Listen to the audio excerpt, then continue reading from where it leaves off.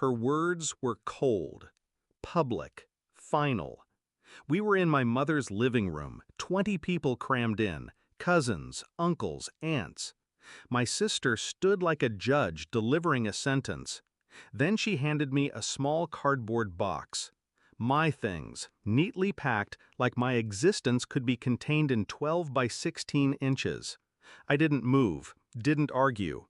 I just sat there, feeling every eye on me. 2 days later, an urgent email hit my inbox from her lawyer. "We need to talk. Call immediately." That's when I knew she'd made a mistake. Backstory: when blood still meant something. We weren't always enemies. When my parents split, I was the one who took her in, paid her tuition, bought her first car. I wanted her to have what I never did, a real shot. Even when she moved back into the family house, I kept covering part of the mortgage. She told me it was temporary. She told me she'd pay me back. She never did. Over the years, the gratitude turned into entitlement. If I didn't say yes, I was selfish. If I asked for my share, I was greedy. The first crack. It started small. My name removed from group messages about the house. Meetings scheduled without me. Then one day, the locks changed. My key didn't work. She said it was for security. I ignored the signs because I didn't want to believe my own sister was capable of cutting me out completely. But at that family meeting, watching her hold that box, I understood. She'd been planning this for months. The discovery. The email from her lawyer wasn't about my things. It was about the house. Turns out my sister had refinanced without my knowledge. She'd claimed I was no longer a partial owner and had used my supposed abandonment as proof to the bank. She'd also failed to mention that I had been paying part of that mortgage, documented and traceable, for 10 years. I didn't respond to the email. I didn't yell or beg. I started planning. Step 1. I pulled every record I had: bank transfers, receipts, text messages, emails where she acknowledged my contributions. Step 2. I met with a real estate attorney I trusted, one who owed me a favor from a past deal. Step 3. I stayed silent. The lawyer told me exactly what I needed to do.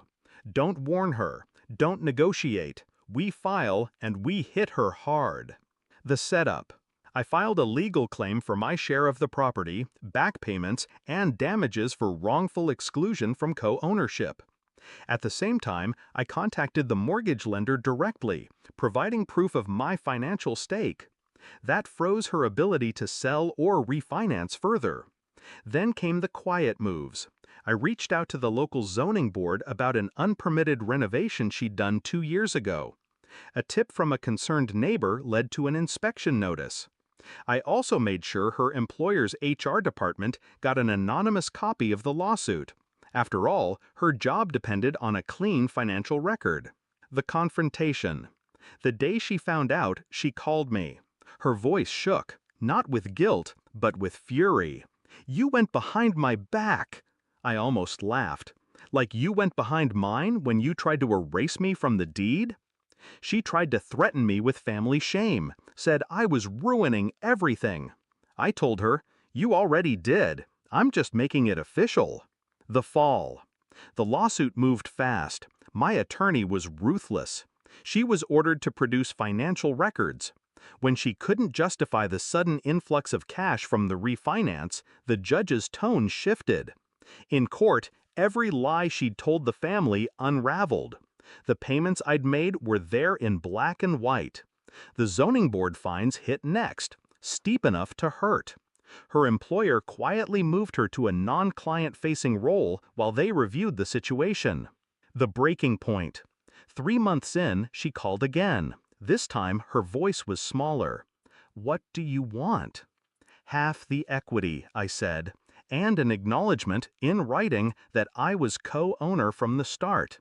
She hesitated. I could almost hear her pride cracking. "Fine," she whispered.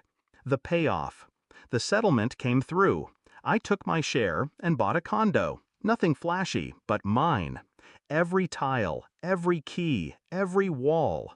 I sent her a single message after the papers were signed. Next time you try to erase me, make sure you're not holding a paper trail with my name all over it. Reflection. People think betrayal is loud. It's not. It's quiet. It's a lock changed without warning. It's a box of your life handed to you like trash. And revenge? It's not rage. It's patience. It's precision. It's making sure they feel the consequences every time they turn around. She tried to take my home. In the end, she lost hers, piece by piece, dollar by dollar. And I didn't just get my share back, I got my freedom.